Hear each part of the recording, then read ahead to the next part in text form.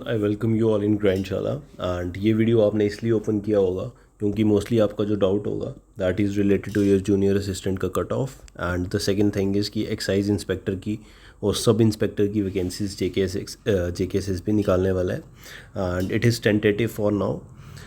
सो बात करें अगर JKSSP फाइनेंस डिपार्टमेंट की, तो फाइनेंस डिपार्टमेंट रिक्रूटमेंट कराता है मल्टीपल जॉब्स के लिए। लाइक आपके अभी FAA की जॉब्स आउट है।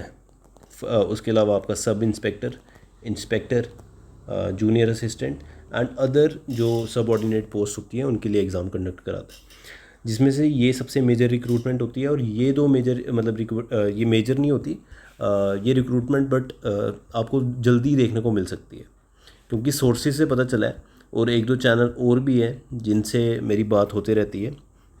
उनके यूट्यूब पे 30K प्लस सब्सक्राइबर काउंट है अभी उनसे, और एक और चैनल है उनसे भी मुझे पता चला है कि एक्साइज डिपार्टमेंट में आपको एक्साइज SI की अराउंड 62 वैकेंसीज और इंस्पेक्टर की अगर देखा जाए तो अराउंड 40 वैकेंसीज मिलने वाली है। लास्ट टाइम पे भी 18 पोस्ट थी ओपन मेरिट की, आई गेस इसकी इंस्पेक्टर की ओपन मेरिट की थी या टोटल वैकेंसीज थी, आई am not sure over the last time. But ये है कि इस टाइम आपको ये देखने को अराउंड मिल जाएगी।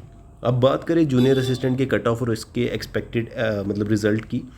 सो जो रिज़ल्ट है मेरे को लग रहा है 15th ऑफ, अभी क्या 3rd ऑफ जून है, तो 15th ऑफ जून से पहले आपको देखने को मिल सकता है।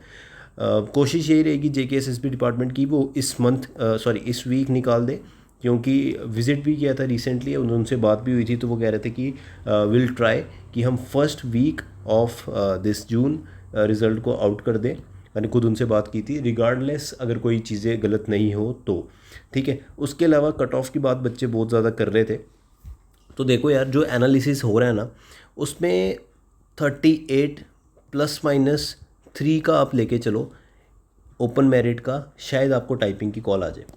क्योंकि बड़े सारे लोग ये कह रहे हैं कि यार 1:6 में रेशियो आएगी, बड़े सारे कह रहे हैं 1:10 में आएगी।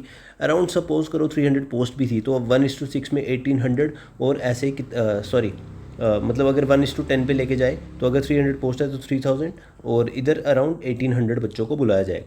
अब मेरी बात सुनो, 3000 बच्चों को अगर बुलाया गया सपोज, तो 300 आपको क्या लगता है मतलब इतनी वैकेंसीज़ के लिए लोग क्लियर कर लेंगे? क्योंकि टाइपिंग मोस्टली लोगों की नहीं होती, और जिन्होंने अभी सीखी भी है वहाँ पे जाके वो एरर्स करेंगे, जिसके अकॉर्डिंगली उनकी डिसक्वालिफिकेशन के चांसेस इंक्रीज़ हो जाते हैं। तो आपका काफ़ी ज़्यादा अच्छा चांस है if you are having around 30+।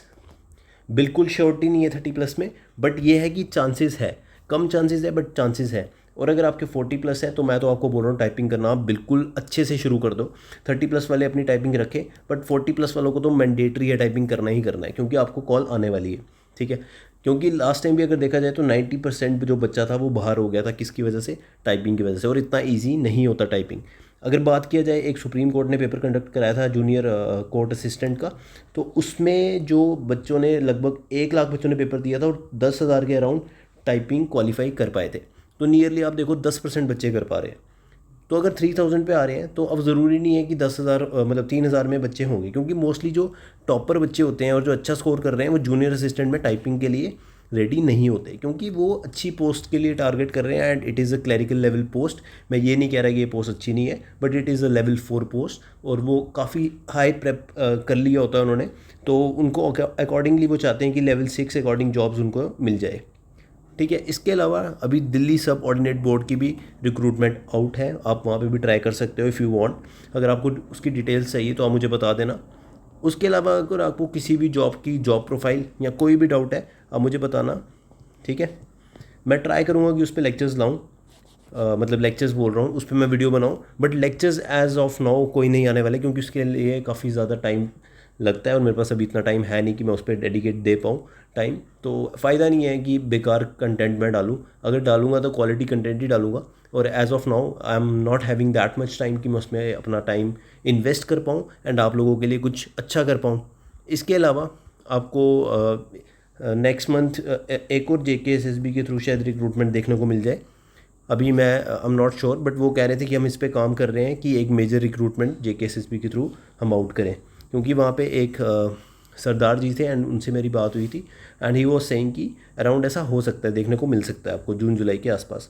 But अभी भी मैं तो कहूँगा JKSSB कोई मेजर रिक्रूटमेंट नहीं निकाले तो ज़्यादा बेटर है, क्योंकि इतनी सारी रिक्रूटमेंट्स ऑलरेडी ऑन गोइंग है, तो बच्चे कन्फ्यूज़ होंगे एंड उनको टाइम नहीं मिलेगा। बट इसका एक फ़ायदा और ये भी है कि अगर सपोज़ 10,000 बच्चा पढ़ने वाला है तो सारे अलग अलग डिपार्टमेंट में बढ़ जाएंगे, तो चांसेस बढ़ जाते हैं आपके क्लियर होने के, रादर दैन कि अगर 10,000 बच्चा एक ही 100 पोस्टों वाली जॉब के लिए कोई प्रिपेयर कर रहा है तो उसमें चांसेस उन्हीं के होंगे जो टॉपर होंगे।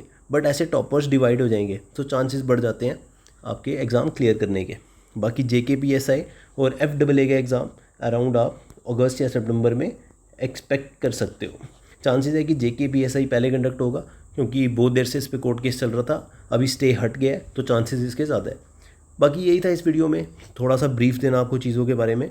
मेन था एक्साइज SI और इंस्पेक्टर के बारे में आपको ये बताना कि ये आने वाली है पोस्ट, एक्सपेक्टेड तो यही है। बोला जा रहा था असिस्टेंट रजिस्ट्रार्स की नौकरी भी पहले आने वाली है, बट मैंने बात की थी तो वो कह रहे थे अभी एज सच हमारा कोई प्लान नहीं है। So that's it for the video. Keep grinding, stay safe.